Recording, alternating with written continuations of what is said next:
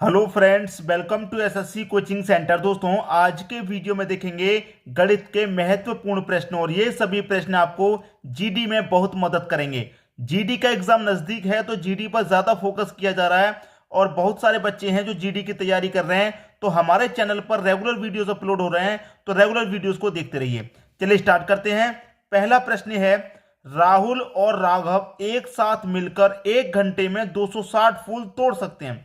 कौन कौन है दोस्तों? दो व्यक्ति हैं। एक व्यक्ति है राहुल, ठीक है, दूसरा व्यक्ति है राघव। दो व्यक्ति हैं, ठीक है। दोनों एक साथ मिलकर 1 घंटे में 260 फूल तोड़ सकते हैं। दोनों मिलकर के काम करेंगे तो 1 घंटे में 260 फूल तोड़ देंगे। उनके फूल तोड़ने की क्षमताओं का अनुपात 8:5 है। 8:5 है इनकी फूल तोड़ने की क्षमता का अनुपात। तो कह रहा राघव द्वारा तोड़े जाने वाले फूलों की संख्या ज्ञात करें। भाई, दोनों ने मिलकर 1 घंटे में कितने फूल तोड़े हैं? 260। किसने तोड़े हैं? राहुल और राघव दोनों ने एक साथ मिलकर तोड़े हैं। दोनों ने मिलकर के तोड़े हैं ना, तो दोनों का अनुपात भी मिला दो भाई। 8 और 5 कितना हो जाएगा? 13। ठीक है, तो 13 से डिवाइड करो, 13 दूनी का 26 और एक ही जीरो 20 बार में जाएगा। ठीक है, अब आप दोनों का निकाल लीजिए, जिसका पूछा जाए उसका बता देना। 20 का गुना करेंगे 5 में 100 हो जाएगा और 20 का गुना करेंगे 8 में 160 हो जाएगा। क्या कह रहा था आपसे? यहां पर कह रहा था कि राघव द्वारा तोड़े जाने वाले फूलों की संख्या ज्ञात करनी है। राघव द्वारा, तो राघव द्वारा कितने फूल तोड़े गए हैं भाई? 100 फूल तोड़े गए हैं। पहला ऑप्शन सी हो जाएगा। अगर राहुल द्वारा पूछा जाता तो राहुल द्वारा कितने तोड़े गए हैं? 160। अब दोनों का कितना है भाई? 160 और 100 मिलकर कितना हो जाएगा? 260 हो जाएगा। 260 आपको दिया गया है। तो इस 260 में राघव ने फूल तोड़े 100 और राहुल ने तोड़े हैं 160, क्योंकि राहुल की क्षमता ज्यादा है। राहुल 8 तोड़ रहा है, राघव 5 तोड़ रहा है। तो सभी के समझ में प्रश्न अच्छे से आ गया। अब देखेंगे अगला प्रश्न। अगला प्रश्न है, श्याम ने लकड़ी के एक पलंग को इसके अंकित मूल्य से 30% की छूट पर खरीदकर इसके अंकित मूल्य से 40% के लाभ पर बेच दिया, तो उसे अपने क्रय मूल्य पर कितने प्रतिशत का लाभ प्राप्त हुआ? देखिए, श्याम ने एक लकड़ी के पलंग को उसके अंकित मूल्य से, अंकित मूल्य का मतलब होता है मार्क प्राइस। मार्क प्राइस मतलब जो लिखा हुआ होता है। कोई भी वस्तु आप खरीदते हैं, कोई भी मार्केट में जाके कोई भी खरीदते हैं, कोई भी चीज, उस पर कोई ना कोई प्राइस पड़ा हुआ होता है। ठीक है, आप कुरकुरे खरीदते हैं, उस पर 5 रुपए का प्राइस है। ठीक है, इसी तरीके से प्राइस पड़ा हुआ था हर चीज पर। उसी को कहते हैं मार्क प्राइस, अंकित मूल्य। तो उसने क्या किया? मान लीजिए अंकित मूल्य आपका क्या है? 100 रुपया। अंकित मूल्य दिया तो है नहीं, आप उसे 100 रुपया मान लेंगे। तो अंकित मूल्य से 30% की छूट पर खरीदा भाई उसने। अंकित मूल्य से 30% की छूट पर 100 का 30% कितना हो जाएगा भाई? 100 का 30% कितना हो जाएगा? 70।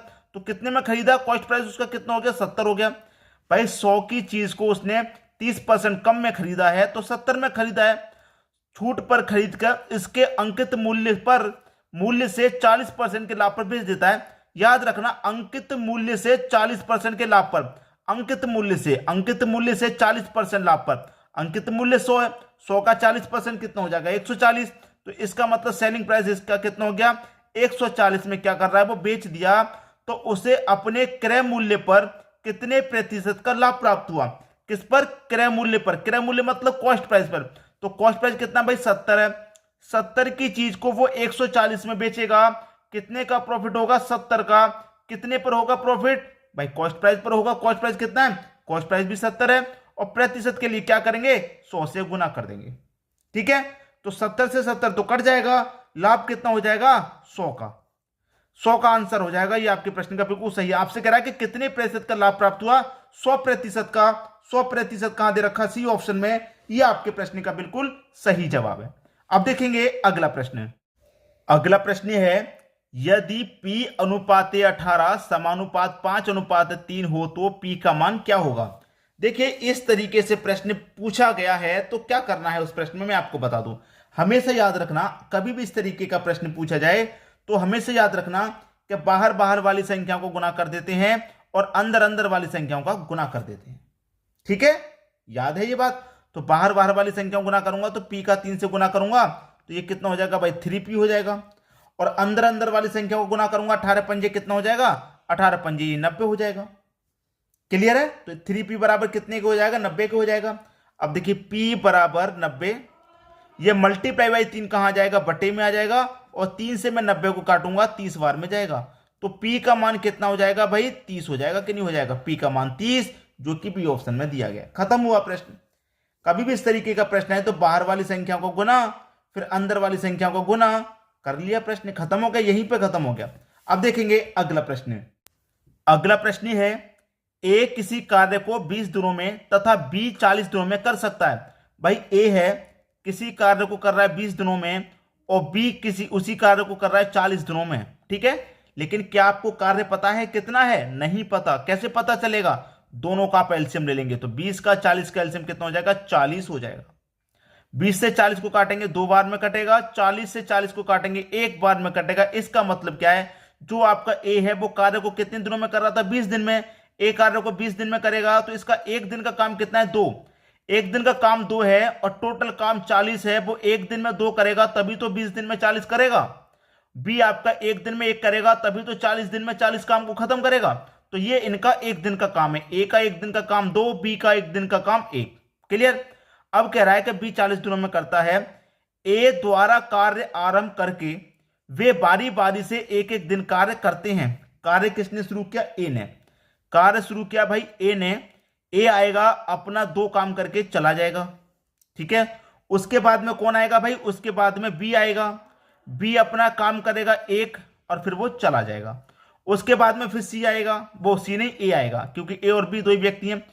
एक एक दिन छोड़ के कर रहा ना भाई, एक एक दिन काम करना है। ए आया भाई, कार्य किसने प्रारंभ किया है, ए द्वारा कार्य आरंभ किया, तो ए आया, उसने 2 काम किया, चला गया। फिर बी आया, बी ने 1 काम किया, चला गया। फिर ए आएगा, अपना 2 काम करेगा। फिर आपका बी आएगा, वो 1 काम करेगा। फिर ए आएगा, वो 2 काम करेगा। फिर बी आएगा, वो अपना 1 काम करेगा। इसी तरीके से तो काम होगा कि नहीं होगा। अब आप ये देखिए, ए आया, 2 काम करके चला गया। बी आया, 1 काम करके चला गया। ए और बी मिलकर के कितने, 2 दिन में कितना काम करना है भाई, 2 दिन में काम करना है, ये 3। ए और बी 2 दिन में काम कर रहे हैं, क्योंकि ए 1 दिन काम करेगा, बी 1 दिन काम करेगा। ए और बी कितने दिन काम किया, 2 दिन। ए ने 2 काम किया, बी ने 1 काम किया, इसने 1 दिन अलग काम किया, इसने 1 दिन अलग काम किया। अब तो 2 दिन हो गए, तो 2 दिन में कितना काम हुआ, 3 काम हुआ। 2 दिन में कितना, 3 काम हो रहा है। फिर से 2 दिन में 3 काम हो रहा है। फिर से 2 दिन में 3 काम हो रहा है, ठीक है। तो दिन कितने हो गए, 1 2 3 4 5 6, और 6 दिन में काम कितना हुआ, 3 3 6 3 9 काम हो गया। 6 दिन में कितना काम हो गया भाई, 9 काम हो गया कि नहीं हो गया। अब यहां पर जो हम काम कर रहे हैं वो 2 दिन का हिसाब लगा रहे हैं भाई। 2 दिन में 3 काम हो रहा है, और काम कितना है, टोटल 40 काम है, ठीक है। 40 काम है ना, टोटल काम कितना है, 40। और ये 2 दिन का काम कितना है, 3, तो 3 से डिवाइड दे दो। 3 से डिवाइड दूंगा, 3 से कितना, 13 त्रिका 39 होता है। 13 बार में जाएगा 39 तक, 1 बचा ना। ये मेरा 2 दिन का काम था ना 3, तो 2 से गुना कर दूंगा मैं यहां पर, 13 दूने का 26 भाई। 26 दिन में कितना, 39 काम हो गया। 26 दिन में 39 काम हो गया। अब 1 काम बचा, 39 तक कटा है ना, अब 1 काम बचा है। तो 39 तक काम होने के बाद, 26 दिन में 39 तक काम होने के बाद में अब कौन काम को करेगा, ये 2 दिन का काम से हम डिवाइड कर रहे हैं इसमें। 2 दिन के बाद में काम कौन शुरुआत कर रहा है, ए कर रहा है। फिर से ए आएगा काम को करने, कौन आएगा, फिर से ए आएगा काम को करने। तो 26 दिन तो यहां पर हो गए। ए फिर से आएगा, जो 1 काम बचा है उसे करने के लिए ए फिर से आएगा। तो 26 दिन ये ए आएगा फिर से, तो कितने दिन हो जाएंगे भाई, 27वें दिन काम खत्म होगा। 27वें दिन काम खत्म होगा, डी ऑप्शन सही होगा। बात सभी की समझ में आ गई। जब मैं यहां पर 2 दिन के काम से डिवाइड करूंगा तो 2 से गुना करूंगा। अगर मैं 3 दिन के काम से डिवाइड करूंगा तो यहां 3 से गुना करूंगा। इसमें याद रखना इस बात को। अब देखेंगे अगला प्रश्न। अगला प्रश्न है, यदि एक मोबाइल प्लान में 6 मिनट का मूल्य 32 रुपया है तो 4 मिनट की कीमत लगभग कितनी होगी। भाई यहां पर कह रहा है कि 6 मिनट का मूल्य 32 रुपया है। 6 मिनट का मूल्य है कितना, 32 रुपए। 6 मिनट बराबर 32 रुपए हैं, तो 1 मिनट का सबसे पहले मैं निकाल लूं। 1 मिनट का कैसे निकालेंगे, 32 और डिवाइडेड बाई कितना, 6, ठीक है। ऐसे तो निकालेंगे, 32 डिवाइडेड बाई 6। और यहां पर पूछ कितने का रहा है, 4 मिनट की कीमत लगभग कितनी होगी। जब भाई ये 1 मिनट का निकल के आ गया मेरा, अब 4 मिनट का निकालने की क्या करूंगा मैं, 4 से गुना करूंगा। तो सीधे सीधे 4 से ही गुना कर देता हूं, क्योंकि ये तो मेरे 1 मिनट का मान है ना भाई। 6 मिनट का मान 32 हो गया, 1 मिनट का मेरा कितना हो गया, 32/6।